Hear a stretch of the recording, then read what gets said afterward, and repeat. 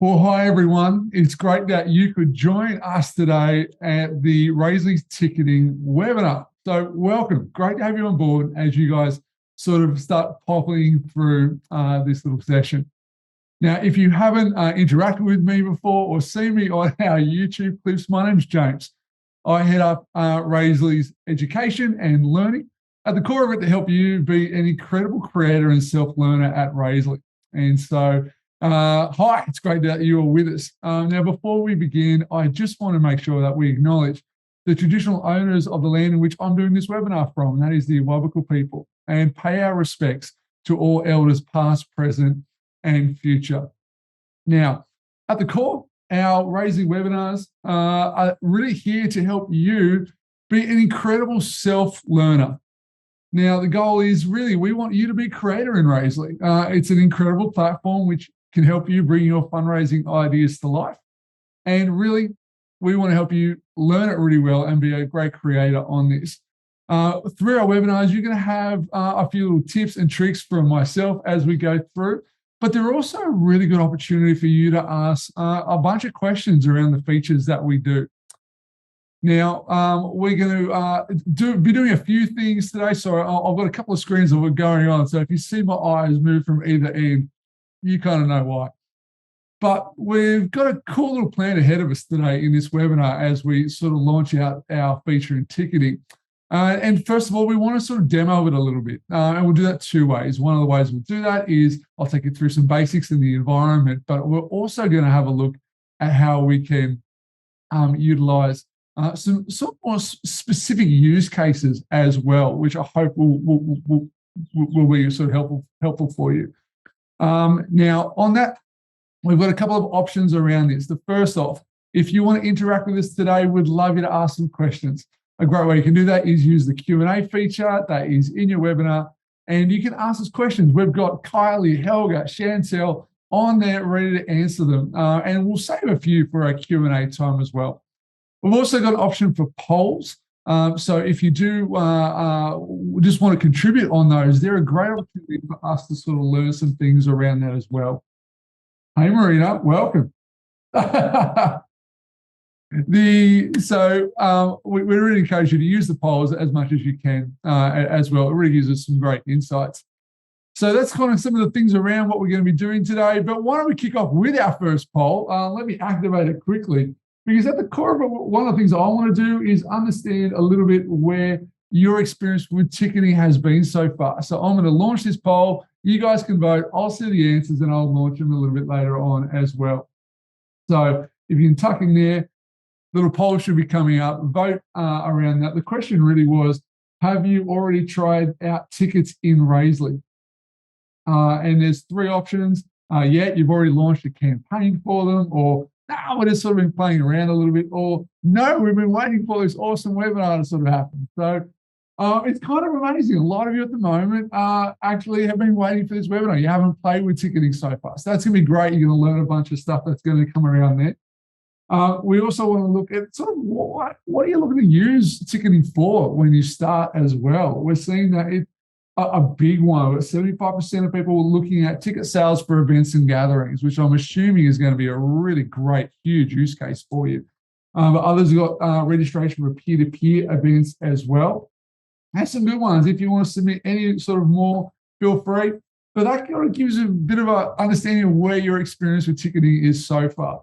I love to see that 90% of people haven't actually played with tickets yet. Oh, this is great. We're going to have a really cool time as we explore this today. All right, I'm going to close that poll down and I'll show you some of those results later on in the session as well. Now, the first thing we want to do is I'm going to do a screen share and I'm going to take you through a little bit around what the ticketing environment is and to take you sort of through that. So let me quickly just share my screen. And we're going to dive in and look at what ticketing is all about. So let's have a look. Share screen. Now, what I'm going to do, I've created a new campaign called ticketing, which is great. So the way I've done that is to just go new campaign. And the cool part is you can now see a new ticket event template, which you can use, which will be really, really good for you. Now, if I go into my ticketing campaign, you'll see a very blank campaign. And the first thing I'm going to have a look here, I've got a new little option called tickets in my sidebar. If I click this, little pop-up's going to hop up and I'm going to click set up tickets. Now on your first screen, you've got a few tabs up the top there. So let me quickly run through them. Ticket settings, you can set some general settings up there, have a look at that. But probably the more important one is your tax settings here. Now, these are mandatory for you to set up to start with, and they give you the options for inclusive or exclusive tax to be added within the payment. Now, this is going to help as well as putting in the tax rate so that you can use this for your use case no matter where you are. And this gives the feature a lot of flexibility around internationally. So your tax settings do need to be set up before you can use ticketing and it goes live. You'll also notice when you first go in here that you do need to, just at the core of it, select the ticket sale. You need to set up your payment settings as well for this. So that I hope that's helpful for you there as well. Next one we want to have a look is ticket types. So within your ticket types, we're going to create a new ticket type. So if I click here, I've got ticket name. So I'm going to type in event, ticket event. Now, just so you know, there's two names you can choose here, ticket name or display name, and they are different. Your ticket name is what you see internally. So you can call that whatever you want for your record. But the display name is what's going to be seen on the form. Now, if I hit tickets for display name, that's going to be coming up as well. Now I can put a price in, we'll say 120, maximum quantity. I can put unlimited, just leaving it blank, or put in a quantity there as well. And we've also got the option of putting in a description and an image. Now, a really quick one on images. If you do put images into form, it is really helpful if you hit display images. I've got one here that I'm going to put in, that your images are always square. And ideally, if you can use a PNG or an SVG, which is transparent, it's going to really help as well. There's a great website called the Noun Project, which if you haven't checked it out before, make sure you do. It's really got a whole bunch of free resources for icons that you can be using. And I've just pinched this little guy from there as well. So square ones, SVGs or PNGs are really, really helpful. You also have the option for ticket availability, which we'll go through in a little bit as well. And then at the bottom, you can disable or enable a ticket type. Now, just before you add, be aware that when you add a ticket, it stays there permanently. You can't actually delete a ticket. You can disable it, but you can't delete it. But you can also edit it. So just as a note, and it's there just to make sure that you don't remove any data needed. Now, with a ticket added, we've also got attendee fields. Now, like you'd be used to with setting up custom fields for different forms, like your sign-up form or your lead form or your donation form, you have the option here for attendee fields, which is a new one. You have here for visible or hidden, and we're going to look at hidden in a little bit. But visible for the moment, why don't we add a new, pretty common field I reckon many of you will use. Now, if I click here, I've got the option to add a custom field like we would our other forms, but I've actually already created a custom field by organization custom fields, and I've called it t-shirt size. So I'm going to go into there. I can either make that required or not. And here is the label for that one, t-shirt size. Now, within this little field, I've actually made a select option of sizing. So we'll have a look at that in a moment as well. And last thought, you can add conditions for this field. And this is really, really helpful because one of the options you have on this, if I click, is that you can select a ticket type condition. So only apply this attendee field if it was for this ticket type, which is really kind of handy. Now, I'm just going to go ahead. I won't worry about selecting that. Let's get rid of that. You can set a default value if you like, but I'm just going to go ahead and select save. Now, the other option is you have promo codes as well. And these are sort of a really flexible space in which you can do a whole bunch of stuff with. But with your promo codes, one of the things you're going to be looking at is maybe the option of to provide a freebie.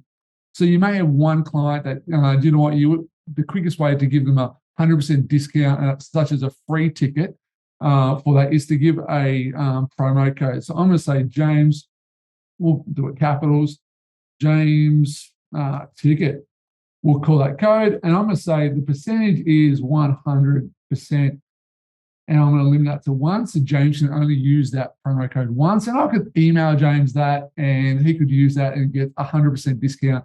It's a very, very quick way in order to enable sort of some free tickets as well. But there's a whole bunch of ways you can use promo codes too, but we'll add that one.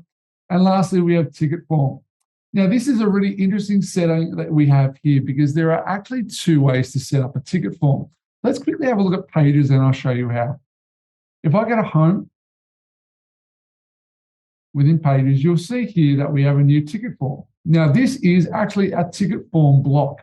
You can add this block by simply going into here and go blocks, not blocks, ticket, and you'll see a new ticket form block available, which is kind of cool. And you can drag that anywhere you want, but right now, this is what your ticket form block is. And that's one way to utilize tickets. The other way to utilize tickets is in peer-to-peer. So if I go into, let's go into one of my peer-to-peer events. I'll pick this one. I've played around with this one before and go into Pages, and I'll go into my sign-up form.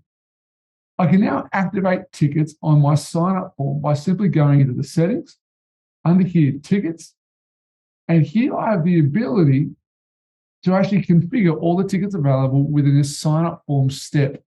Now, this is really the advantage of putting registration costs into a sign-up process for your peer-to-peer campaigns. And you've got a whole bunch of flexibility here to switch off certain tickets, make tickets for mandatory for sign-up, and a bunch of other things in regards to looking at your headings. So hopefully that's sort of helpful and a quick explanation of the two different ways that you can be setting up a ticketing form for your site. Now, why don't we go and have a quick look at what it actually looks like live. So I'm going into my ticket setting here, and you presto, we've got a new ticket form that's come up. Now I'm going to add a new ticket. That looks good. I'm going to select my t-shirt size. Let's go medium because I'm optimistic. And we'll go next. Let's go James Nixon and James Raisley. .com. Now here you have the option of adding an extra donation. Now this is an option that you can switch off in the actual ticket form as well, which is kind of helpful, but we'll leave that for the moment there and go next. I can put a promo code in there. And then you put a credit card number and then process the payment once you're done as well. So hopefully that gives you a quick rundown of what the new ticketing form looks like when you want to be using it, which is kind of helpful. All right. You start your video. All right, just give me a sec. Now, hopefully that's been a good little overview of the ticketing process, but there is a little bit more I want to show you. What we just looked at is how to set up a ticket and some of the things around that. But what does that look like to manage tickets? Now, that's a little bit different. Let me screen share again quickly, and we'll have a look. Now, you should be able to see my screen at the moment in the same campaign we're looking at. Now, here I have another option under tickets called ticket orders and ticket attendees. Now, these are here options in which you can now manage different orders that have come through and also attendees and look at managing those as well. But let me go into a campaign that you can kind of have a look and sort of see this more in action. Let's go to tickets, ticket orders. And here you'll see the actual orders that have been produced from your tickets. You can open these up like you sort of would a donation, and you have the options of looking back at the transaction and linking back into a sort of fuller version as well. You also have the option of managing your attendees, which is really, really helpful. If you've got an event and you want to check in attendees or search for attendees, you can be doing that as well, which is really, really helpful. So they're the two options that you have, and we'll explore those a little bit in just a sec. But hopefully what you've seen from this is that there's an ability there to manage your tickets kind of well, all within Raisley. So hopefully that gives you a good sort of overview of what we can do with tickets. One of the things that we've already put out is a great video called Tickets to Basics, which will give you a basic walkthrough around how to actually do this as well. So all of that will be in there. Now, that's a bit of a showcase. And one of the things I want to be sort of answering on this is, why did we actually build this feature?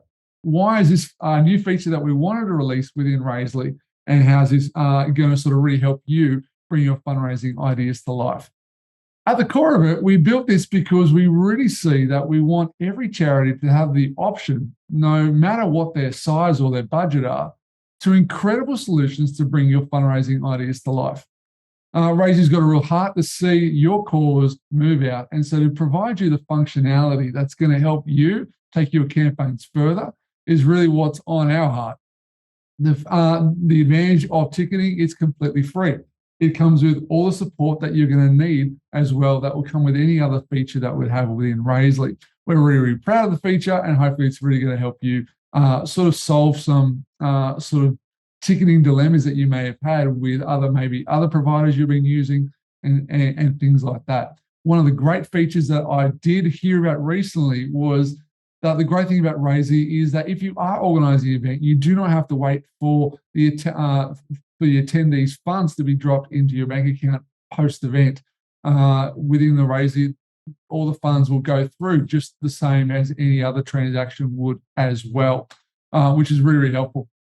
Now, a couple of other reasons we sort of designed it this way was we really wanted the user experience from your donors and fundraisers to all be in the one easy space for you guys to be able to use, which would be really helpful.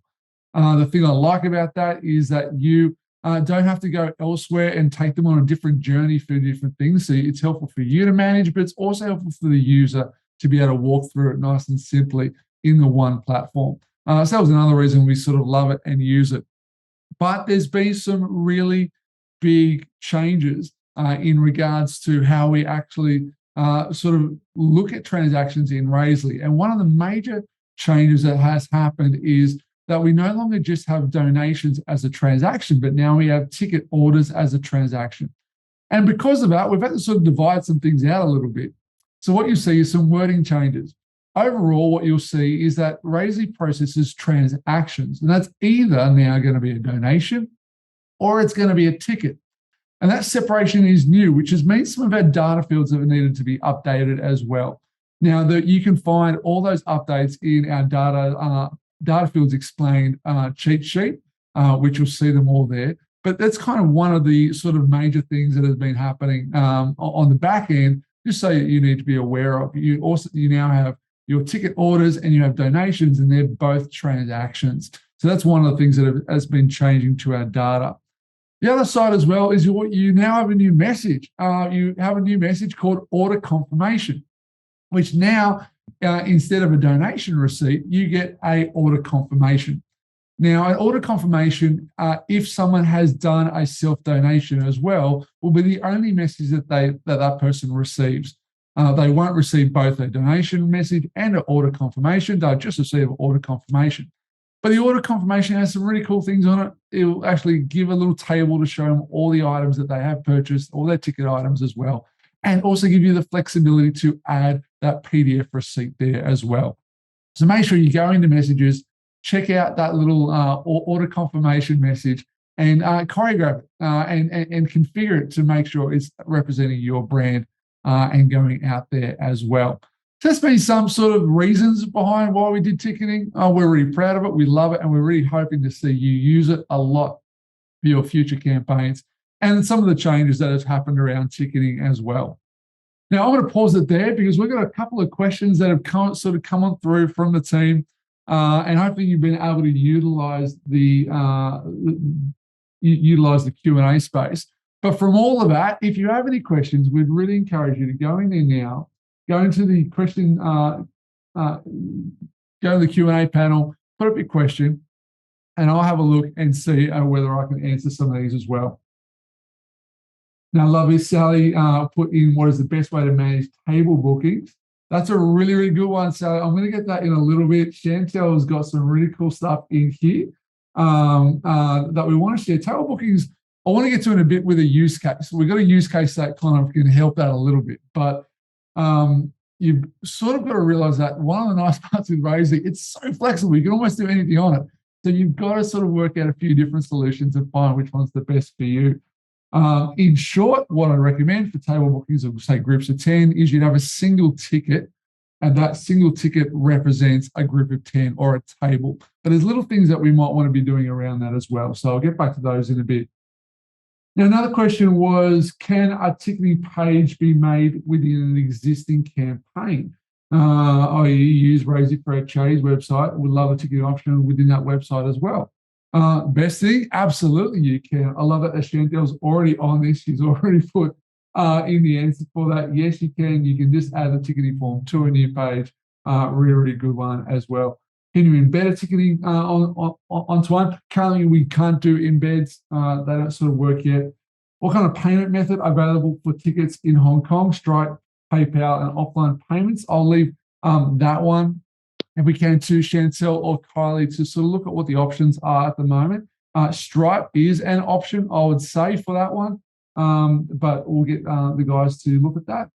Now, Jay Dixon said, how do refunds work? That's a really good question. Let me quickly show you how refunds work.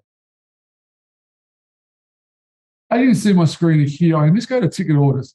Now, within ticket orders, I can simply open up a new order, and like the same as donations, I have the option for processing a refund. If I hit process a refund, I've got full refund or partial refund.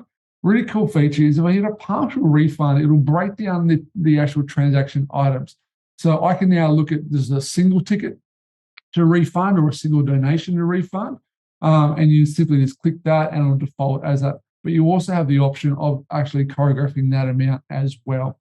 Really helpful question. That's how you process a refund. Really simple in Razely as well. So hopefully that sort of solves that one for you, Jay Dixon. Why is there a requirement to include tax if the funds come directly to our charity? That's a great question. Thanks, Jess. At the core of it, it's because it's not a donation. If you want to look at a non-taxable purchase, that's a donation, whereas all the purchases for tickets are tax inclusive or exclusive. That's probably the major difference between ticketing and you get with donations as well. So you have a look there. Now, some of the other guys are getting on this. I love this. Please tell us more about selling products. Jess, I love this. Merch is a really cool one, and I'll give you a little use case scenario in just a moment, but that's really helpful. And lastly, just from Becky, she writes, if they purchase a ticket and give a donation, do they still get a taxable receipt for the donation part? And the answer is yes. So if you choreograph your PDF receipt, you'll actually see an itemized amount for that donation, and it'll actually be recorded as tax deductible, which is really helpful. So make sure you choreograph your PDF receipts through your payments and settings. Hopefully that helps. And there's some bit of a run through a lot of questions. Please make sure you keep looking at you, putting some questions in. If we do have some there for you, put those in. We'll come back to that in a moment. Now, what we want to do now is just look at three sort of primary use cases around maybe what you do in these cases, because ticketing is flexible. Now, what we've gone over is how to set up tickets, attendee fields, and some promo codes, and also your forms. But let me give you a couple of examples. Say first one, you're running a peer-to-peer event. And that peer-to-peer event, you want advertised for a period of, say, 2 months. But you want an early bird, you want a standard, and you want a late option for a ticket. Now, the question is, how would you set that up? Would you use promo codes to do this, or would you just create different ticket types? Well, let me show you. Let's dive on in. Now, if I go to tickets and set up, as you're right, if you're wanting to set up early bird, standard, and late tickets for what we'd call sort of these time sort of spaces as well, I think at the core of it, you have two options. You can do promo codes, but it's probably not the best way to do it because it's going to be hard for you to manage. Actually, the easiest way for you to manage is go to ticket types. Open up your tickets and create 3 different tickets. You'd create an early bird ticket, you'd create a standard ticket, and you create a late ticket. Now, the nice part about all of those is that you can change the display name. So say for your example, you might call this the early bird, but on your display name, it's just called a ticket, which is sort of helpful as well. But what you do is go down and you have this concept, you have this option called when are tickets available. Now, if I click this and select start and end date and time, I can now select the times I want this ticket to be available. And you can select in there the dates and the times. If I save that as an option, actually, why don't we go in and actually change one of these? So let's set the date. What's the date today? Say start date, 14th of the 8th, 2022. And we want to go to the 15th of the 9th, 2022. And we'll go save. What you can see here, it says available from the 14th of August to the 15th of September. Now, what I'll then do is I'd create a new ticket that's now called Ticket Event Standard, and then apply the different time zone I wanted for that ticket as well. And then you'd create another one called Late, and that would be for its own particular time zone as well. The nice part about that, it's all automatically going to actually update on the ticketing form for you. So you don't have to worry about manually going in and adjusting things for that. So if you are setting up a peer-to-peer, I would really recommend that you dive in and use that availability setting for that as well. Now, here's another use case I have for you. Say you have a signature event and you want to do tickets at the door. Now, this is going to be very, very common for you to use, but kind of like one of the questions earlier, what if you have table settings? What if you have table placements? What if you need to manage all that? Now, currently, probably the best way to do that is a suggestion of using hidden fields in attendee fields. So if I went to my attendee fields, I've got the option for visible and hidden. Now, when those attendees fields come up, say you want, for example, you have an event, but you want to put in whether or not you want to put in the details of which table that person is going to be at. Or it might be you're running a big cycling event and you've got 5 different waves at the start line and you want to allocate who is in each of those waves. Well, the best way to do what we've seen at the moment is to add a hidden attendee field. And the reason you'd add a hidden attendee field is it's going to give you the option of the form not showing it, but you being able to manage that field in your attendee tracking. So I've created a couple. If I go to add new for hidden, and you can see I've got, say, seat allocation. We'll go with seat allocation. And here I can just go save. And that's now a hidden field. So if I go into my live site, let's add a ticket. Oh. Why don't we change this ticket so it's now available? Save. Great. Let's refresh. Super. Our early bird one is now back. Great. Let's go next. As you can see here, that field is hidden. It's actually not going to appear in there, which is going to be really helpful for you. But the cool part is where it is going to appear, it's going to appear in your attendee tracking. So let's sort of go ahead with this. And I'll add a new form, James.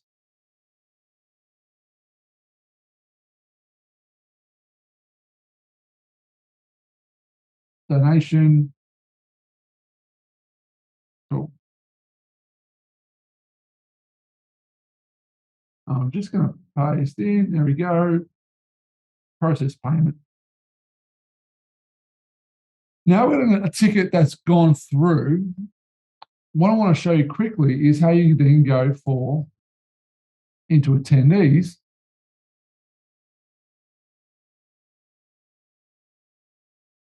And we're seeing your ticket order. If I go to attendees, I've now got one guest. The best part about this, I can now go and select seat allocation. Now, this was not an option that the person had before. They can't, because that's a hidden field, but now it's an option that you can manage. So I could then go in here and go seat allocation 64, table 6, say table 65. And I can save that on their records. The best part about this is that now is available within a data report. If you want to do a transaction, a ticket report, you can now actually itemize and work out from your entry on, say, seat allocation, that's recorded in your data for you to export later on. So if you're doing big events, I'd really encourage you to use hidden attendee fields. They're going to be very helpful for you to sort of manage on the back end when you want to check people in, but also the convenience of the form that the person is not going to see it there. So attendee fields are hidden attendee fields are a great option if you are doing events and need to record some extra information as well. All right. Now for the third one, what would it look like? Let me stop sharing this one. One of the other use cases we had a bit of a squiz around was how do you create an event offering to be a fundraiser or an advocate?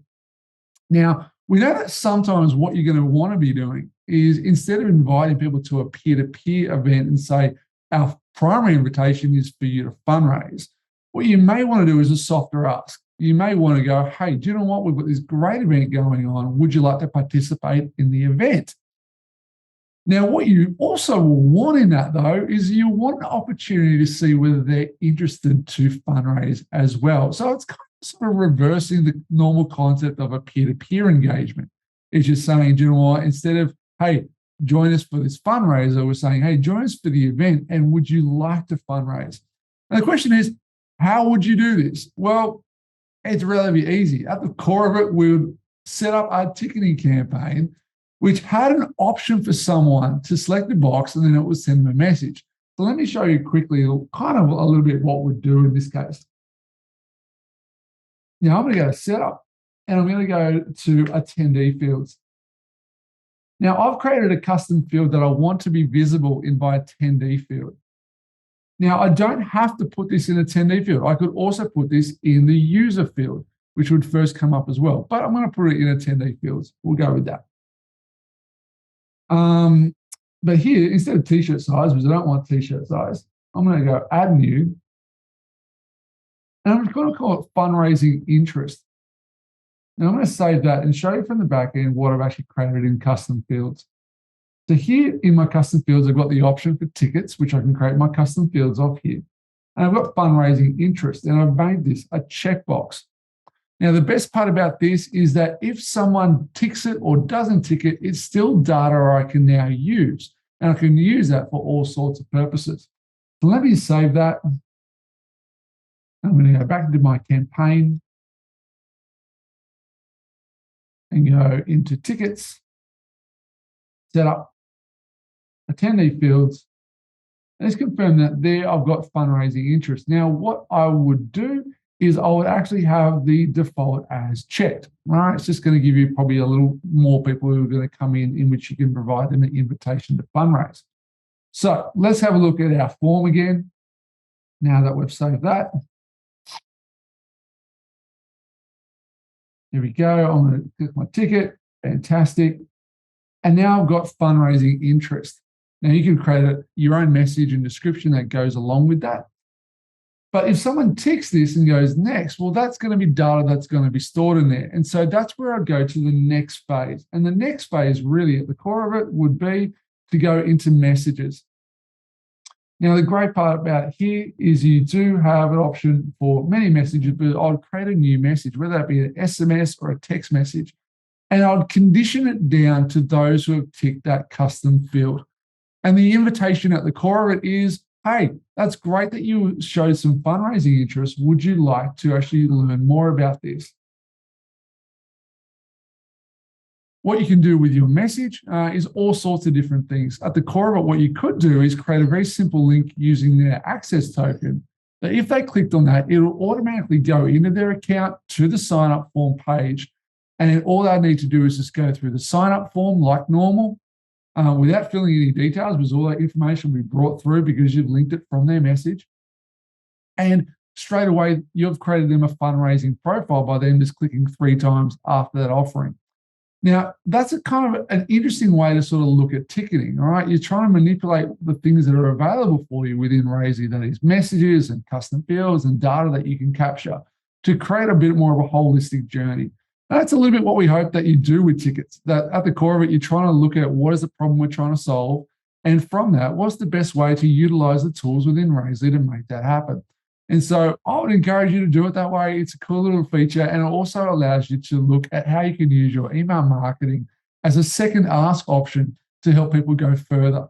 Now, one of the sites I will totally recommend that you have a look at is there's a great little site called Really Good Emails. If you're looking at how to sort of do some email marketing content around this, if you need some inspiration, I'll totally check out Really Good Emails for some help on that as well.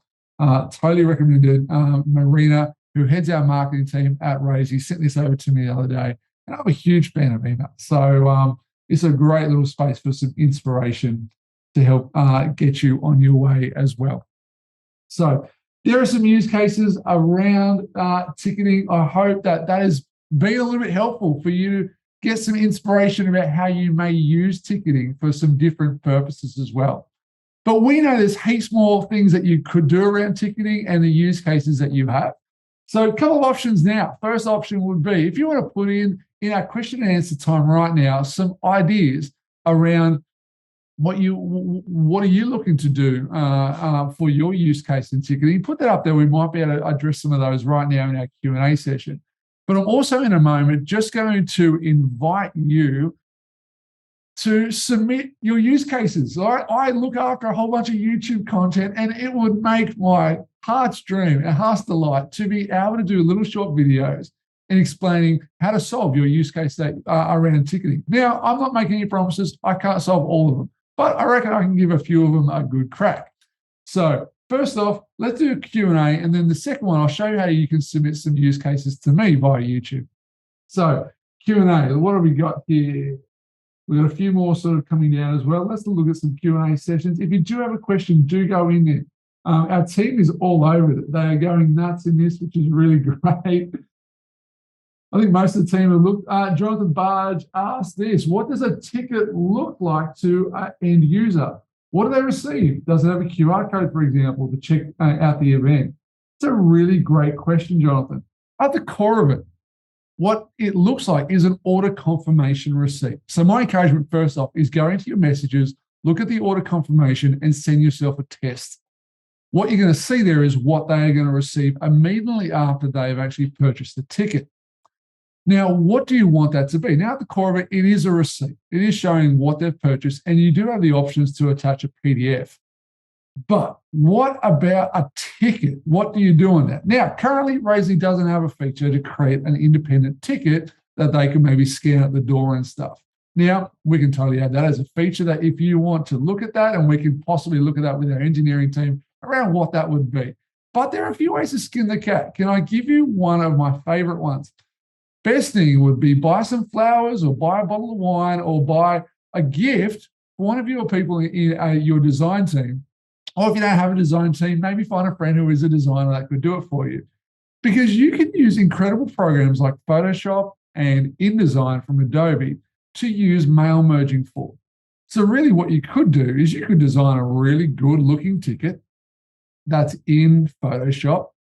You can have your exported CSV file from Raisely, and you can import all of that into Photoshop to create all the tickets that you need, all the ticket imagery you need, in order to then be able to send out to different people via most likely via an email. Now, there are a whole bunch of ways to do that. I've done a lot of mail merging within InDesign, and it's a really great shortcut to creating visual assets that enable you for every single person within your CSV report export. So that would be kind of what I'd have a look to start with in exploring. There are a lot of paid services that you can look at as well, which do have this function. We'll probably at some point put up a blog around how maybe you can do this and some recommendations of those that would be good for that.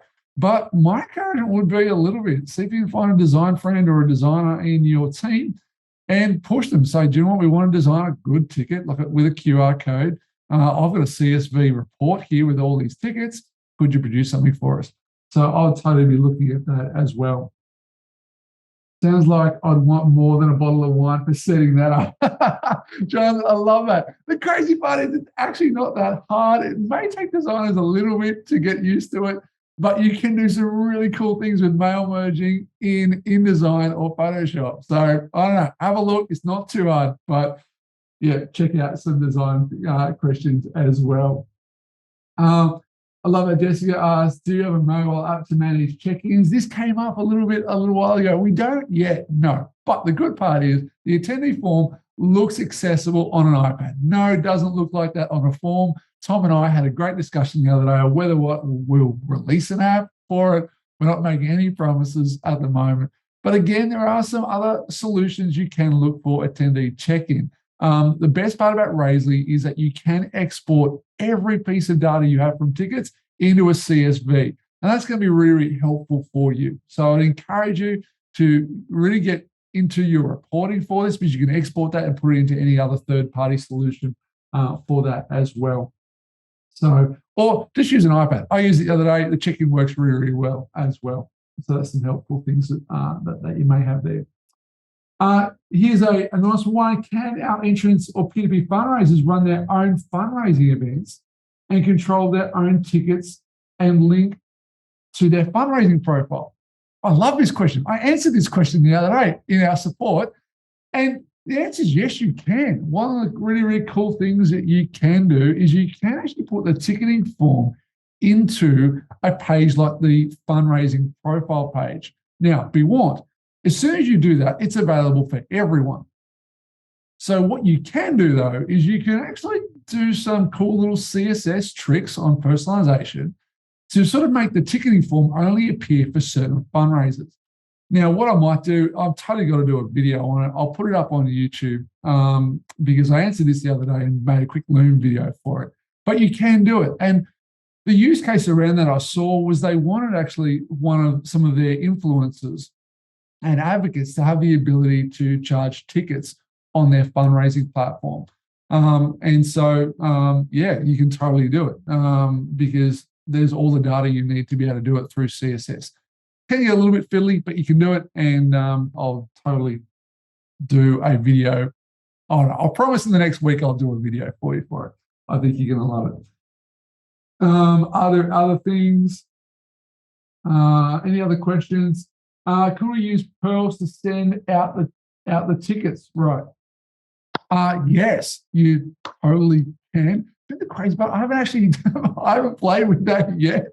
Oh, I totally should play with that. But my assumption is totally you can. It's a data field available for there. If you want to put the data into the URL query string, you can pull that through.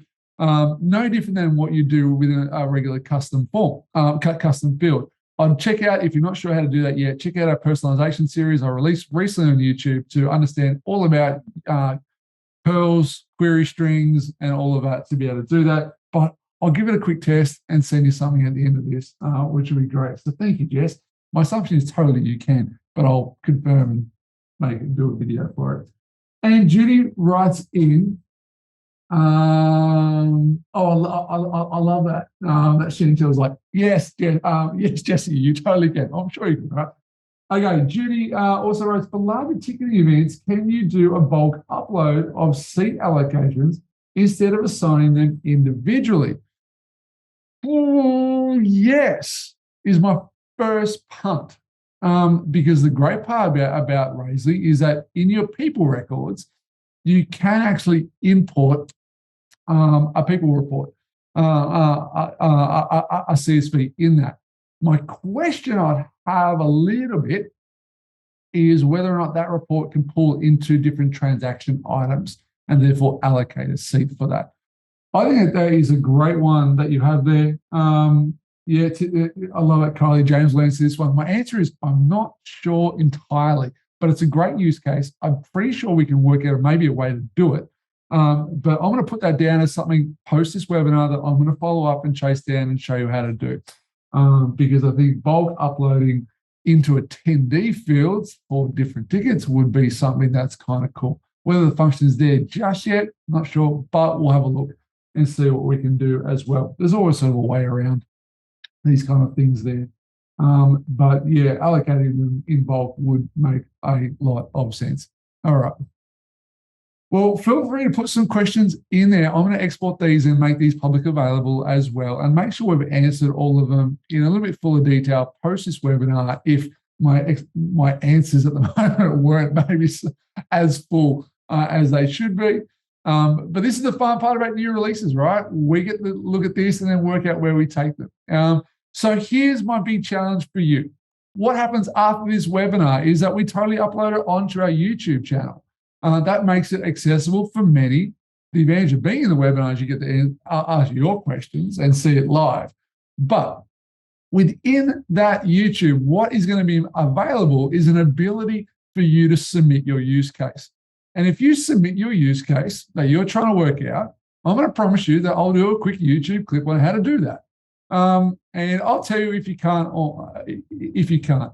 And I hope that over the coming weeks, I'll be cycling out some great content to help you really take your ticketing further. So how do you do this? When this afternoon, when this webinar is uploaded to YouTube, go to the video, select comments, add in your use case into those comments. I'll make sure I tick it, and I'll make sure I send something up to YouTube very shortly after that around how to sort of tackle your use case. I really want you to drive the content on this so that we're solving your problems quickly as well. So please reach out that way. That would be a really, really good way to do it as well.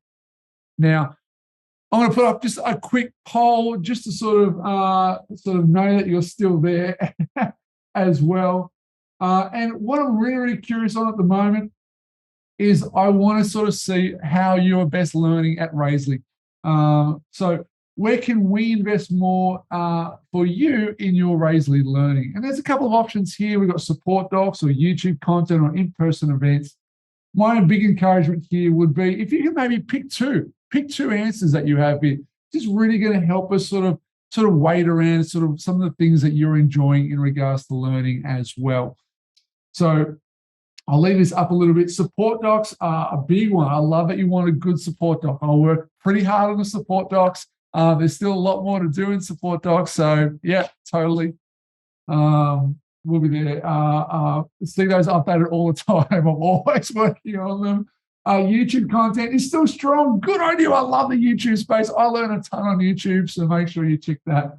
Monthly webinars. You say you like these. 50% of people like these are valuable for you. So that's great. We might put a bit more of a preview about what our next webinar is going to be about as well. I love expert chats. If you want a one-on-one expert chat with Kylie, I totally encourage you to check those out. You can head to our website to find more information, but I'll put those in the description on this webinar video as well. No one really wants in-person events. Maybe we're all sort of used to COVID and maybe in-person events, but we are sort of in some major cities around the world. So if in-person events is something you are thinking about, might be cool, we may drop you a line at some point, which would be kind of fun. We'll see what happens. And weekly online workshops, something we've been toying about with some weekly online workshops that we might cycle through that you can sort of jump in or jump out of, and particularly sort of helping those who are new to Raisely. Maybe something like that would be helpful. Thanks so much for doing that. I love that support docs are a big one for you. I'll probably do a little YouTube clip around how to navigate support docs pretty soon as well, which will be sort of something that might help you out too. All right. Okay, so that's a poll. I'm going to close that poll down. Thank you so much for those. They were excellent. I'm going to share the results for that because they were totally worth sort of seeing where people are at. But it is funny that people aren't that keen on in-person events, right? That's all right. That's all good. All right, I'm going to stop sharing that. Okay, now, hopefully that's covered a whole bunch of ticketing, but there are some great resources out there for you. The first ones I would recommend because you love support docs is that we've got a really cool two support docs at the moment called Ticketing the Basics and Understanding Tickets.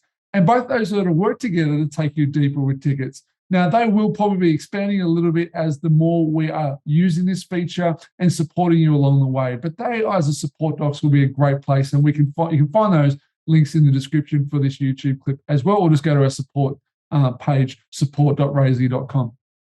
To find those as well. We also have Tickets to Basics on YouTube as well if you want a more visual walkthrough. And there's some new content coming out in regards to tickets. One of the ones that are working on this week is how to actually do a Google map to show people where you are for your event. So there's a whole bunch of sort of resources coming out on YouTube very, very soon. One of my big recommendations, though, is that next Monday, Helga, our customer success manager, is hosting a roundtable with some of our customers who have been using the beta version of ticketing. And the roundtable is all about getting some of their insights. What did they like about it? What have they been using? How they've been using it? and what were really their first impressions. So my encouragement would be join that webinar. It's going to be next week on a Monday, and you can find out the details. Again, I'll put them in the description below when it's uploaded to YouTube, but you can also find that. Just go to our blog page and you can register. Big encouragement to jump on that. Helga is an absolute star and loves spending time with some of our clients. So I really encourage you to drop in on that roundtable. Now, before we close off, man, I think I'm going to be on time this one. This is excellent. Some new features that are coming for Razely, which, let's do this, right? First off, Google Analytics 4 is coming this week pretty much. Tom told me yesterday that it's on the way. So you'll have an ability to just integrate with Google Analytics 4, and you'll have a whole bunch of more options for event tracking for that option. Also coming is Facebook fundraising. We've been having large conversations with Facebook around getting this functionality up, and that is really close to happening. So we're really excited about that coming up very, very soon.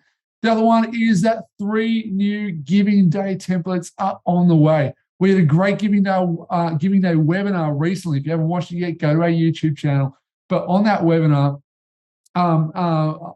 we gave a bit of a preview about what one of our new Giving Day templates are. And those 3 templates are about to drop for you available. Also within that is there's a really cool Giving Day a block available that actually shows you your match giving and what it equates for, a really great accompaniment for the donation form too. And lastly, I'm doing at the moment a whole bunch of basically a big series on YouTube around events. How to set up an event. Why would you set up an event? Who goes to your events? It's a fun little series we've been working on, and that's going to be released on YouTube coming up in the next week or two. So I'd encourage you to check those out. Now, I've gone for a bit. I'm really thankful that you could join us for this webinar. At the core of it, it's here to help you take your fundraising further and help you create the campaigns that you want to bring your fundraising ideas to life. So thank you for creating fundraising and growing with Razely, and totally reach out to us. If you have any more questions, go to support@razely.com. Our team is waiting there to help you out. Thanks for joining the webinar. Until next time, I'll see you on YouTube. Thanks, guys. See ya.